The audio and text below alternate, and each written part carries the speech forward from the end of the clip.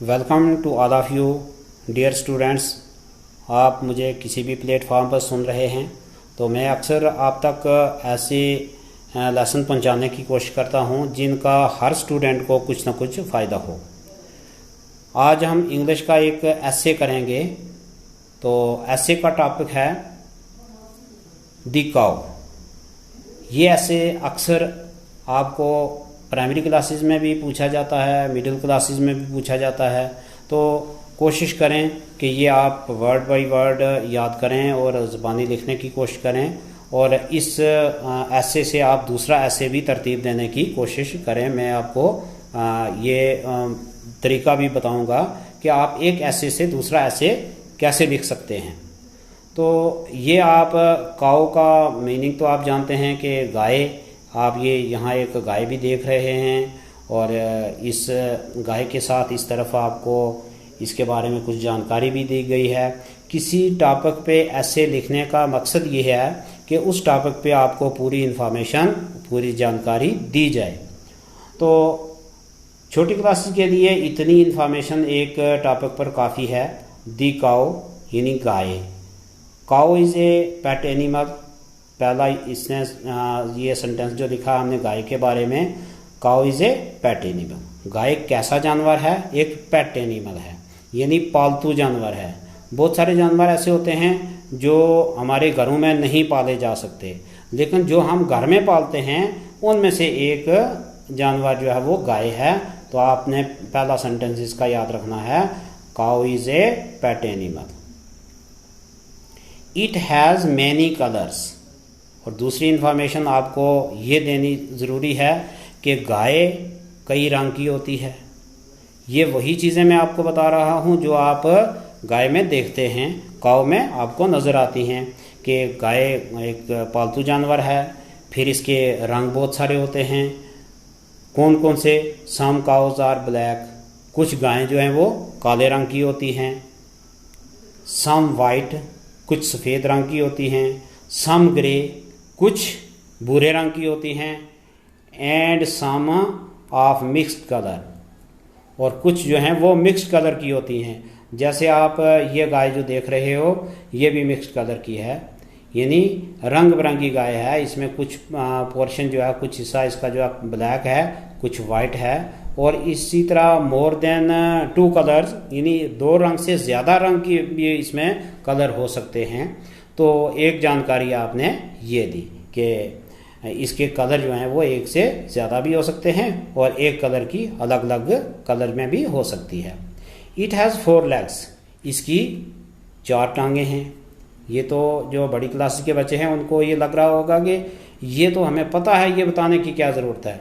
लेकिन ये आपको पता है, ये आपको इंग्लिश में बताने की ज़रूरत है कि इंग्लिश में क्या आप कैसे कह सकते हैं कि इसकी 4 टांगें हैं। तो आपको ये कहना है कि इट हैज़ 4 legs। आपको ये सेंटेंस सीखना है। फिर आपको ये कहना है 2 eyes। इसके क्या क्या क्या चीज़ें हैं? It has 4 legs, 2 eyes, 2 ears and a long tail. तो इसकी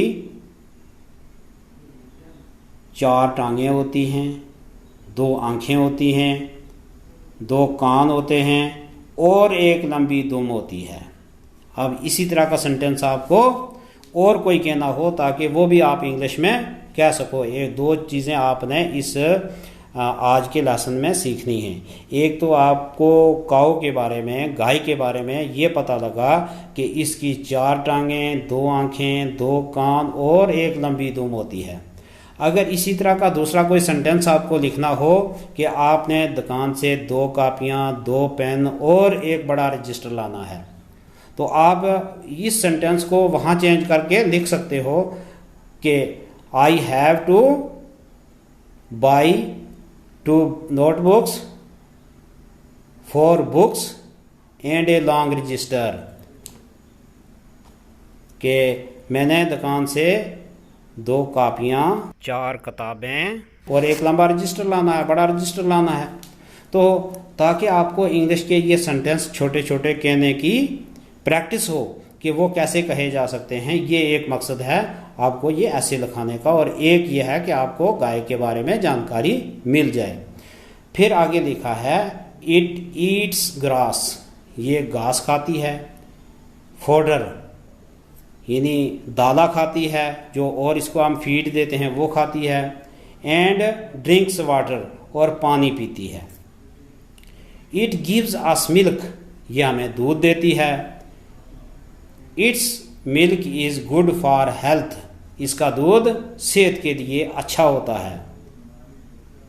इन शॉर्ट का मतलब हो गया मुख्तसर ये के, यानी बहुत सारी जानकारी हम गाय के बारे में और भी दे सकते हैं, लेकिन हम ये कह सकते हैं कि cow is a gentle domestic animal, गाय एक जेंटल डोमेस्टिक एनिमल है। डोमेस्टिक एनिमल का मतलब और पेट एनिमल का मतलब एक ही हो गया। पेट एनिमल भी उनको कहते हैं जिनको हम घर में पालते हैं, तो डोमेस्टिक भी हो गए घर में पाले जाने वाले जानवर जो हम अपने इस्तेमाल के लिए घर में पालते हैं। तो जेंटल एनिमल का मतलब हो गया कि ये एक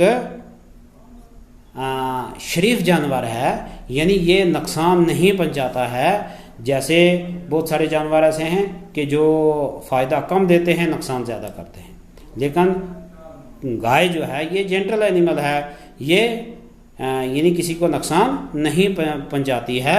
तो ये आ गई आपको एक लेसन आज का जो ऐसे दिखाओ।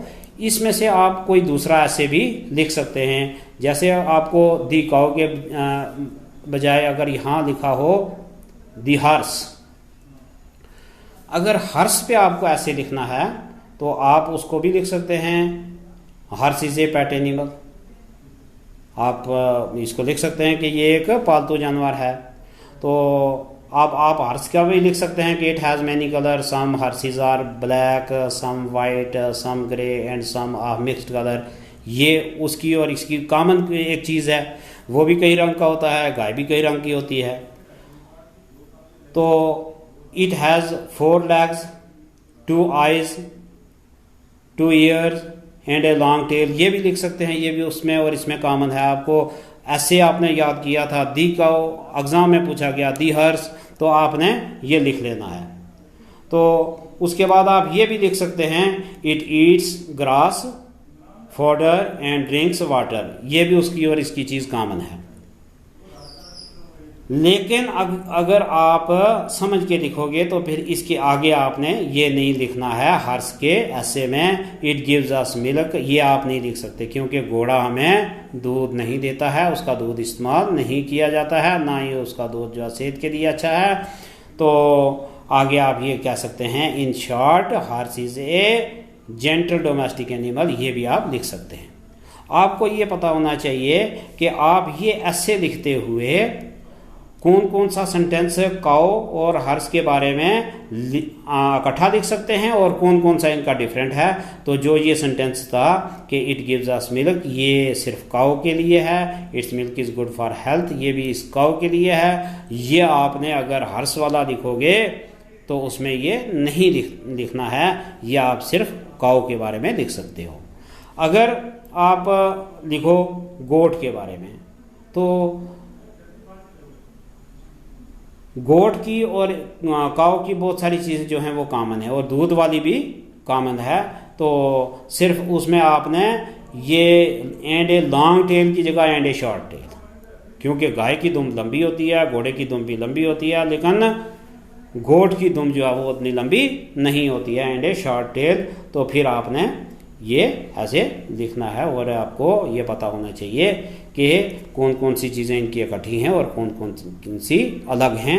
तो आप ये ऐसे याद करोगे, ये आज से याद करने के बाद लिख के तो अपने अपने स्कूल के ग्रुप में डालोगे। जो बच्चे मिडिल स्कूल और बछाई के हैं वो मेरे नंबर पर भेजेंगे, तो आप राइटिंग में क्या क्या गलतियाँ करते हो वो वहाँ मैं करेक्शन करने की कोशिश करूँगा। तो मिलते हैं किसी अगले लेसन में, तब तक अल्लाह हाफ़िज़। Thanks all, stay home, stay safe, be happy.